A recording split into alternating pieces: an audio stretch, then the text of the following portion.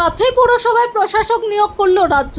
কাথি পুরসভায় প্রশাসক নিয়োগের বিজ্ঞপ্তি প্রকাশ করল রাজ্য নগর উন্নয়ন দফতর।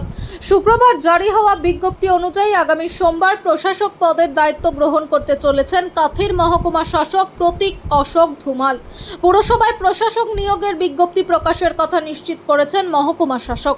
উল্লেখ্য 21 নম্বর ওয়ার্ডের কাথি পুরসভায় 17টি আসনে জিতেছিল তৃণমূল। অপর 4টি আসনের মধ্যে বিজেপি 3টিতে এবং নির্দল একটি আসনে জয়ী হয়েছিল। শুরুতে সুবল কুমার মান্নাকে পুরপ্রধান পদে বসিয়েছিল তৃণমূল। তার পরবর্তীতে শিশির কুমার অধিকারীকে প্রণাম করার অপরাধে 2024 জানুয়ারি মাসে সুবল চন্দ্রকে পদচ্যুত করেন তৃণমূল। নতুন করে পুরপ্রধানের দায়িত্বে ন্যস্ত হন সুপ্রকাশ গিরি, যা এবার হাতছাড়া হলেও তৃণমূলের। জানা গেছে গত 4 মে বিধানসভা নির্বাচনের ফল প্রকাশের পর থেকেই পুরসভা বিমুখ হয়ে পড়েন তৃণমূল কাউন্সিলরগণ। এই অবস্থায় পুর পরিষেবা সচল রাখতে পুরসভায় দরবার করেন কাথি সাংসদ সৌমেন্দু অধিকারী। পুরসভায় অচলাবস্থা দূরে প্রশাসক নিয়োগের দাবি জানানো হয়েছিল বিজেপির তরফে।